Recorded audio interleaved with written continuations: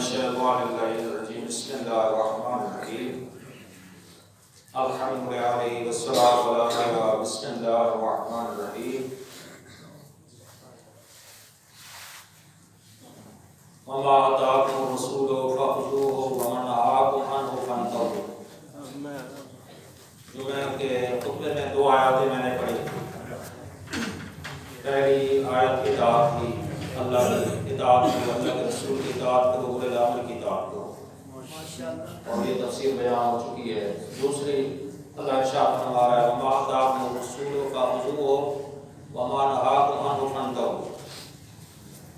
قرآن کی آیت ہے، فرمایا اللہ کے رسول جس چیز کا تمہیں حکم دے بجا لاؤ، وما نهاكم عنه فانتهوا جس چیز سے منع کریں رک جاؤ. اسی چیز کا نام دین ہے، یہ شریعت ہے. یعنی چاہے قرآن کی حالت میں اللہ کے نبی حکم دے نظریہ وحی قرآن ہو تو عمل کرو، اگر حدیث ہو تو پھر بھی عمل کرو، یہ حکم دیا جا رہا ہے. لہذا موضوع خاطرہ تقویٰ اسی مناسبت سے بہت سی چیزیں اس میں آتے ہیں کہ واجبات ادا کرنے کا نام تقویٰ ہے، بلکہ مولا امام جعفر صادق علیہ السلام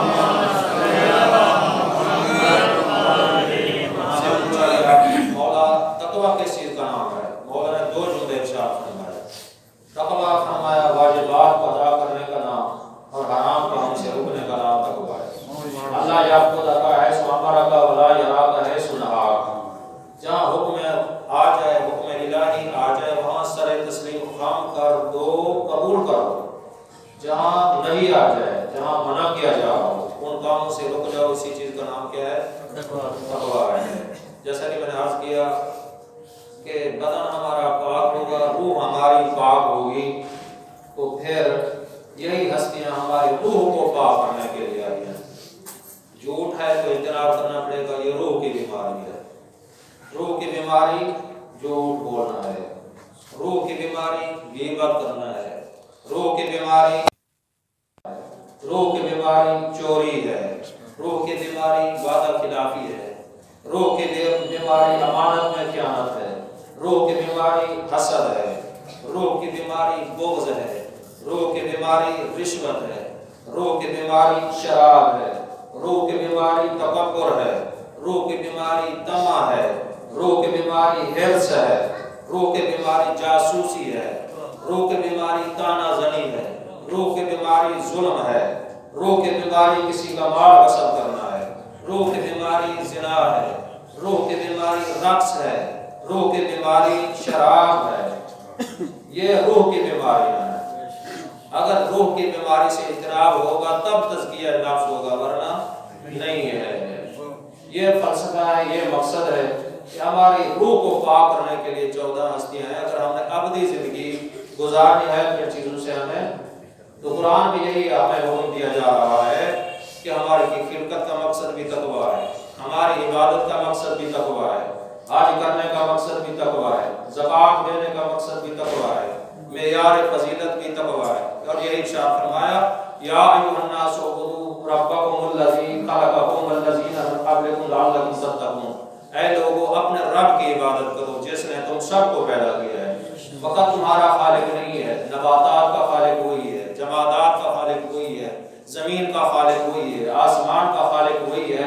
وہ ایسی ذات پاک ہے کہ شکم مادر میں تصویریں بنانے والی بھی وہی ذات ہے، انگوریاں اگانے والی وہی ذات ہے. اللہ ایک ساتھ فرماتا ہے میں جسے چاہوں جوڑے جوڑے دے دوں، یا غلبیاں شاہداز ہے، یا غلبیاں شاہ ذکور، جسے چاہوں 2 بیٹے دے دوں، جسے چاہوں 2 بیٹیاں دے دوں، جسے چاہوں 1 دے دوں، جسے چاہوں 5 بنا دوں، جسے چاہوں جڑوے دے دوں. ان اللہ خالق الحب والنوى. اللہ کی کرینی دیکھو، اللہ فرماتا ہے میں گٹھلی کو شگافتہ کرنے والا میں اللہ ہوں، دانے کو شگافتہ کر کے اسے پودا اگانے والا میں اللہ ہوں. تو یہ اللہ کی ساری نعمتیں انسان کے لیے ہیں، نباتات انسان کے لیے، جمادات انسان کے لیے، حیوانات انسان کے لیے. تو ہم کس لیے فرمایا وما خلقت الجن والانس الا لیعبدون. میں نے جن و انس کو صرف اپنے لیے پیدا کیا ہے، اپنی عبادت کے لیے پیدا کیا ہے. تو عزیزان گرامی، بڑا میں تیزی سے گزر رہا ہوں. اللہ نے فرمایا یا الناس اعبدوا، اپنے رب کی عبادت کرو، وہی رب ہے جس نے تمہیں پیدا کیا ہے۔ فقط تمہیں نہیں والذین من قبلکم، تم سے پہلے والی مخلوق کا خالق وہی ہے۔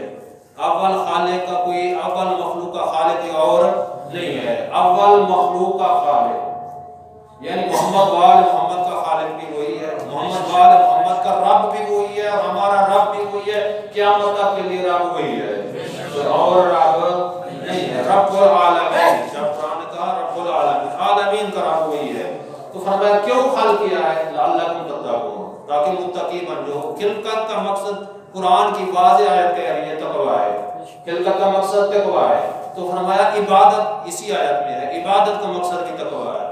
اور ہم دیکھتے ہیں حج کرتے ہیں، پیسے لگاتے ہیں، خرچ کرتے ہیں، سفر کرتے ہیں، احرام باندھتے ہیں، طواف کرتے ہیں، صفا مروہ میں سعی کرتے ہیں، اس کا مقصد کیا ہے؟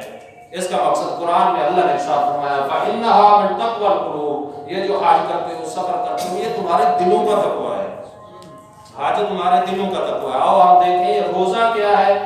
فرمایا یا ایھا الذین آمنوا کتب علیکم الصیام کما کتب علی الذین من قبلکم لعلکم تتقون، اے لوگوں، اب فرمایا تمہارے ایمان لانے والوں، تمہارے اوپر روزے فرض کیے گئے ہیں، فقط تمہارے اوپر نہیں ہے، سابقہ لوگوں پر بھی روزے فرض تھے۔ کیوں سابقہ لوگوں پہ اور اس امت پہ کیوں روزے فرض ہیں؟ فلسفہ کیا ہے؟ لعلکم تتقون، تاکہ تم کیا ہو جاؤ؟ متقی بن جاؤ۔ پھر ارشاد فرمایا یہ قرآن کی بہت سی محکمات ہے، معیار فضیلت کیا ہے؟ ہاں، بڑا لوگ ہوگا زیادہ احترام کریں گے، بڑا افسر ہوگا زیادہ احترام کریں گے، بڑا ذمہ دار ہوگا زیادہ احترام کریں گے، بڑے لوگوں کو ہم بڑا احترام کریں گے۔ جس کے پاس مال نہیں ہے اس کی مجلس میں جانے کے لیے کوئی تیار نہیں ہے، جس کے پاس دولت نہیں ہے اس کے جنازے میں شرکت کرنے کے لیے لوگ تیار نہیں ہیں، جس کے پاس کچھ نہیں اسے سلام کرنے کے لیے لوگ تیار نہیں ہیں۔ یہ کیا ہے؟ یہ کیا فلسفہ ہے؟ یہ کیا طریقہ ہے؟ اسلام نے کیا کہا ہے؟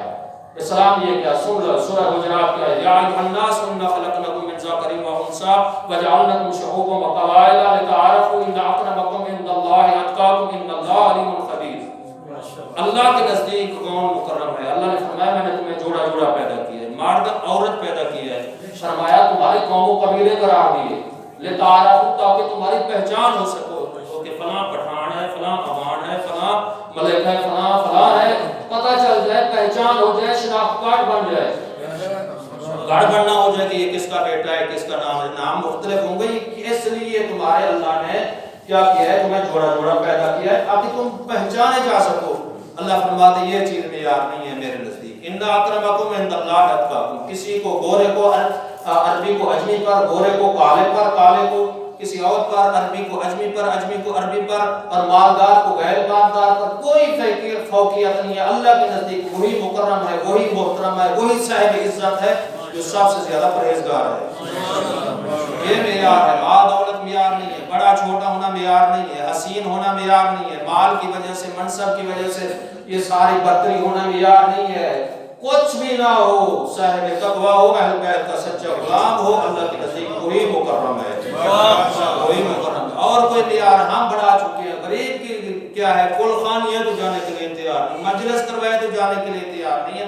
یہ سراسر یہ ہماری کیا ہے؟ غلط طریقہ کار ہے جو اسلام میں نہیں ہے۔ ایک معیار ہے، یہی کہا کسی نے مولا میرے پاس کچھ نہیں ہے، مولا میرے پاس کھانے کے لیے کچھ نہیں ہے، رہنے کے لیے کچھ نہیں ہے، مولا میں بڑا غریب ہوں، کچھ بھی نہیں ہے۔ آپ نے ارشاد فرمایا تو بڑا امیر ہے، تیرے پاس ہماری ولایت ہے،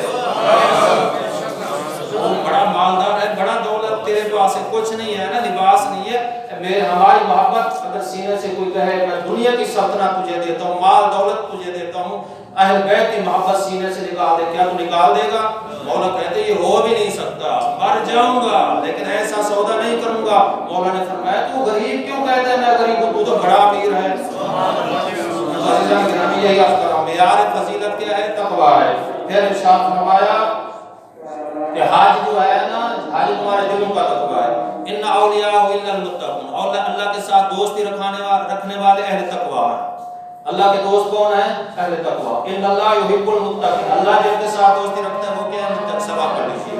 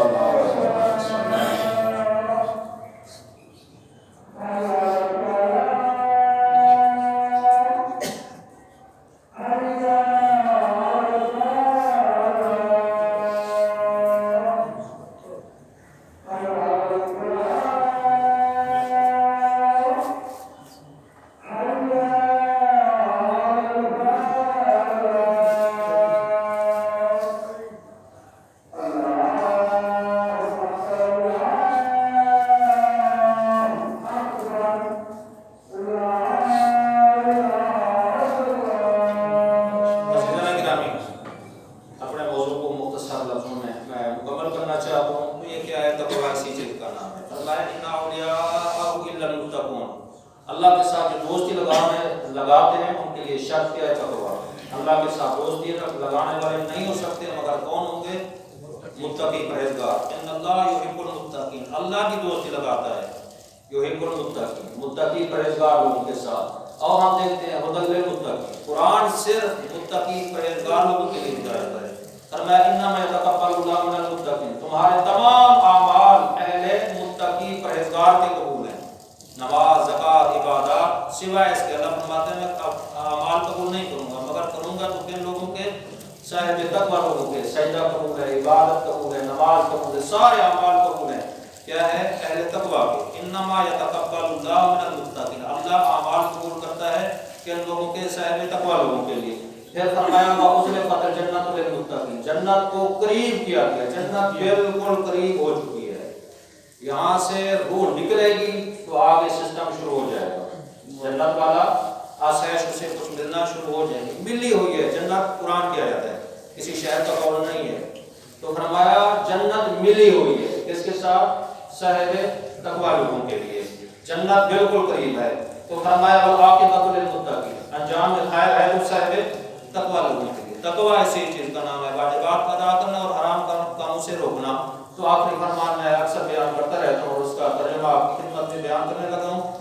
جیسا کہ مولا کائنات جنگ صفین سے واپس پلٹے تو اہل قبور کو خطاب کیا، یا اہل دیار الوحش والمعال المغفرہ والقبور المظلمہ، یا اہل التربہ، یا اہل الغربہ، یا اہل الوحدہ، یا اہل الواشہ، انتم لنا فرد سابق ونحن لکم تابع لاحق، اما الدور فقط سکنت واما الازواج فقط نکرت واما الاموال فقط قسمت۔ تو فرمایا اہل قبور کو خطاب کیا، اے قبروں میں سونے والے، اے تنہائی کے گھروں میں سونے والے، اے خاک پہ سونے والوں، اے اکیلے گھروں میں سونے والوں، اے وحشت زدہ گھروں میں سونے والوں، تم ہم سے پہلے آ چکے ہو، ہم تمہارے پیچھے پیچھے آ رہے ہیں۔ فرمایا اما الدور فقط سکنت، بتاؤ تمہارے بنگلے کہاں گئے، گھر کہاں گئے؟ آج قبروں میں چلے ہیں، دو رہائش پذیر ہیں۔ وَأَمَّا الْأَمْوَالُ فَقَدْ قُسِمَتْ، بتاؤ تمہارا مال بتاؤ کہاں گیا جسے جمع کر کے آئے تھے، تم قبروں میں سو گئے اور سارے تقسیم کر لیا۔ وَأَمَّا الْأَزْوَاجُ فَقَدْ نُكِحَتْ، بتاؤ تمہاری بیویاں بھاگ گئی، تم قبروں میں چلے، لوگوں نے نکاح کر لیا۔ تو اصحاب کی طرح منہ کر کے یہ ارشاد فرمایا، انہیں جواب دینے کی اجازت ہوتی تو یہ کہتے لَأَنَّ خَيْرَ الزَّادِ التَّقْوَىٰ، بہترین زاد راہ ہے تو تقویٰ ہے۔ عزیزان گرامی، اصل چیز جو ہے تمام عبادات کی بنیاد کس چیز پہ ہے؟ تقویٰ ہے۔ لہٰذا تقوی والا لباس ہمیں پہننا پڑے گا، وہ ململ کا لباس ہے، کاٹن کا لباس ہے، کون سا لباس ہے؟ ہمیں وہ تقوی لباس پہننا پڑے گا۔ وَأَنَّهُ لِبَاسُ التَّقْوَىٰ، قرآن نے یہ فرمایا لباس تقویٰ، لباس تقویٰ۔ ہم یہ دیکھنا ہے جہاں مولا حکم دے ہمیں بجا لانا پڑے گا، جس سے مولا ہمیں روک دے ہمیں رکنا پڑے گا۔ آج سے ہم تہیہ کر کے سوچنا ہے، شام تک یہی سوچنا ہے کہ ہم اہل بیت کے ماننے والے جو دعویٰ کرتے ہیں کہ ہم جنت میں جائیں گے، جنت میں جائیں گے، کون سی خوبیاں ہمارے اندر ہیں اور کون سی نہیں ہے۔ سونے سے پہلے ہمیں یہ دیکھنا چاہیے کہ ہمارا دعویٰ سچا ہے یا نہیں ہے۔ اب بھی مہلت ہے، جب تک حلق میں آخری سانس ہے توبہ کا دروازہ بند نہیں ہے۔ تو عزیزان گرامی، آخر میں دعا کہ خداوند عالم ہمیں صحیح معنوں میں قرآن اور جامع معصومین علیہ السلام کی بات